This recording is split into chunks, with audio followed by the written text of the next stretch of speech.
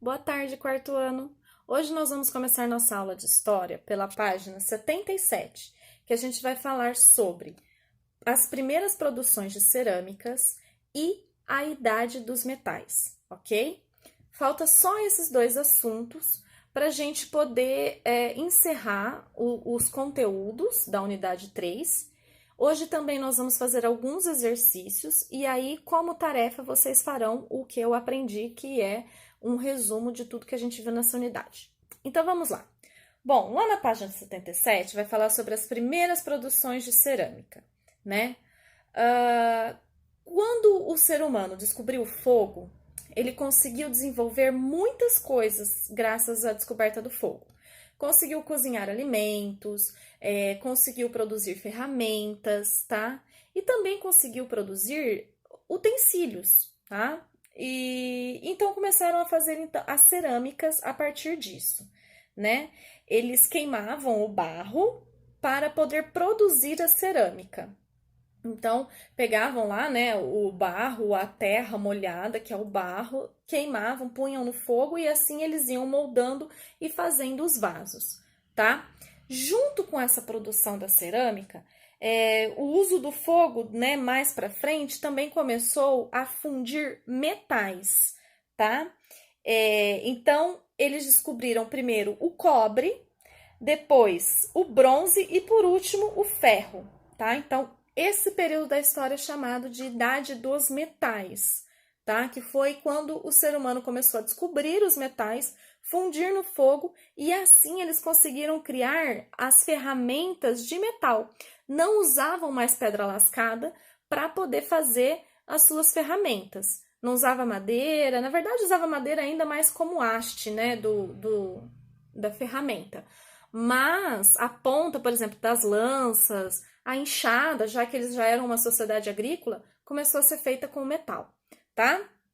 Então, os metais eram derretidos e em seguida moldados para serem utilizados como recipientes de uso cotidiano, ferramentas e instrumentos agrícolas, armas e armaduras, tá?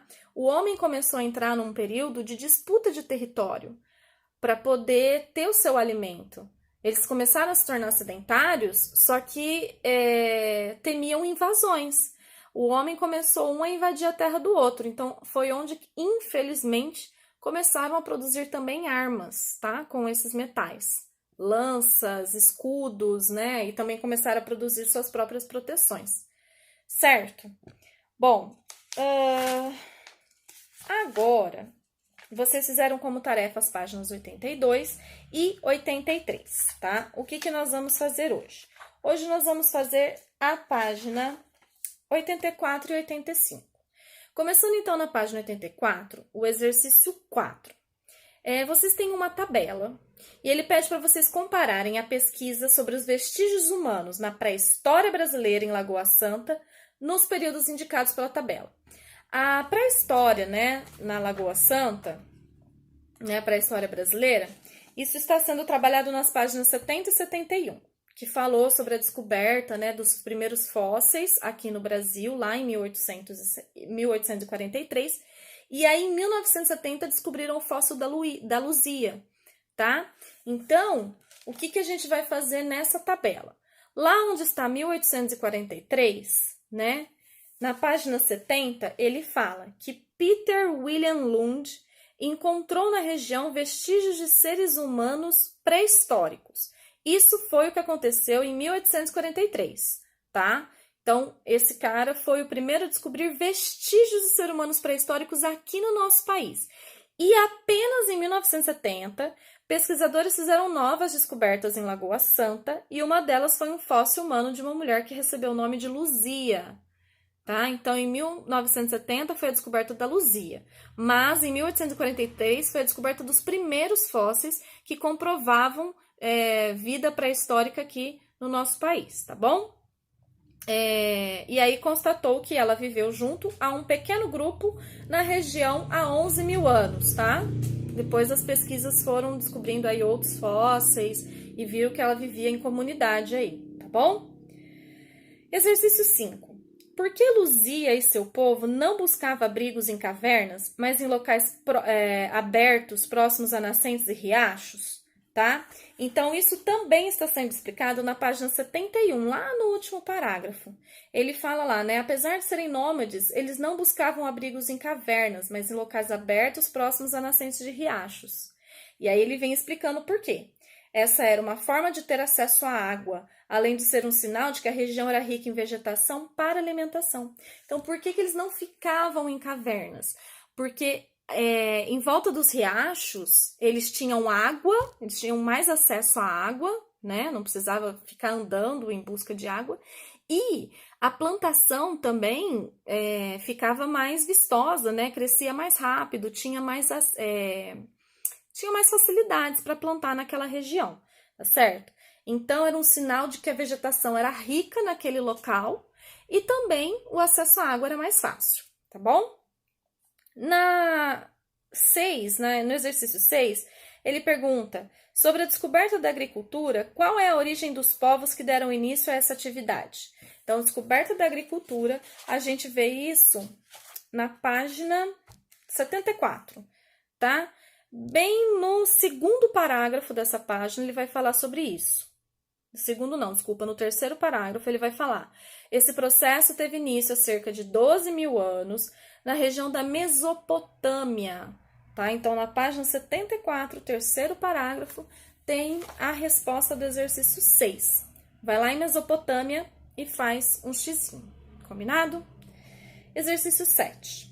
Relacione a descoberta da agricultura com a sedentarização dos seres humanos e explique por que a descoberta da agricultura é chamada de Revolução Agrícola. Vamos lá. Ela é um pouquinho complicada, tá? Primeiro, ele pergunta para relacionar a descoberta da agricultura com a sedentarização dos seres humanos.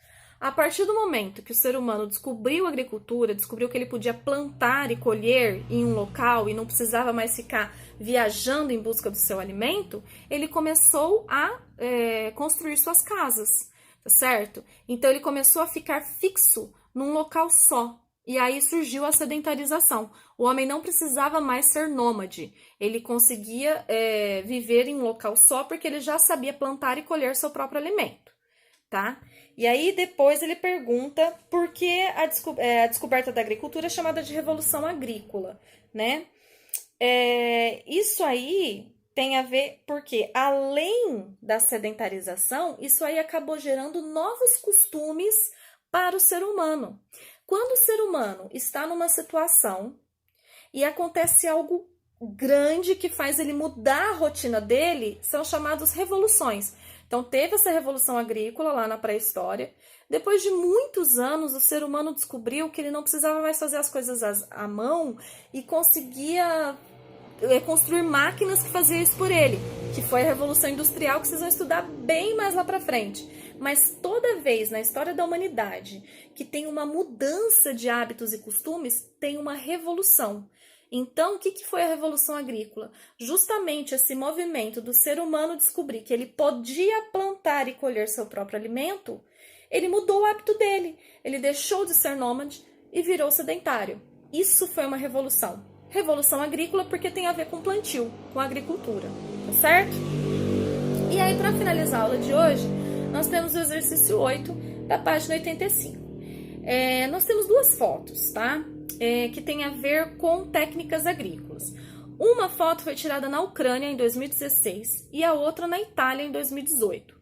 A foto da Ucrânia mostra dois cavalos, dois cavalos, e tem uma estrutura amarrada neles, que é chamada de arado. Mas é um arado mais rústico esse, tá? Bem semelhante ao que era usado lá na pré-história. E na foto da Itália tem um trator também arando a terra, né? Arando quer dizer remexer a terra, criar ar, por isso que chama arado. Então tá lá arando a terra, só que com o trator, lá na foto de 2018, tá? Nossa, o trator foi descoberto só em 2018? Não.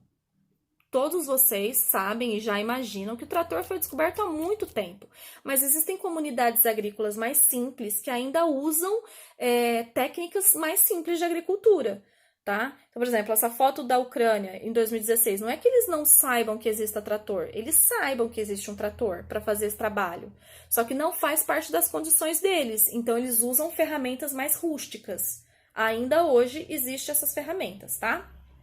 Bom, questão A. Qual técnica usada na agricultura as duas imagens retratam? Então, a técnica é de arar o solo, tá? Fazer o arado, remexer a terra.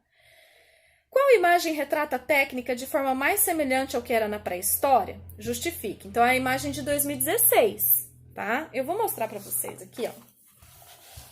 Aqui a foto, tá? Essa imagem de 2016, ela retrata mais o que acontecia na pré-história, tá? Uma forma mais simples. Então, por quê? Porque tem dois agricultores usando a força de tração animal. Usava a força do animal e aí também começou a surgir a domesticação de animais para ajudar o homem na agricultura, lá na pré-história, né?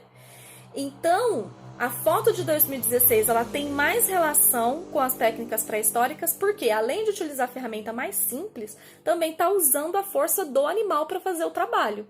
E isso era o que acontecia lá na pré-história. Exercício C. Qual imagem retrata a técnica de forma diferente do que era na pré-história? E justificar a resposta. A da Itália, né? A foto da Itália de 2018.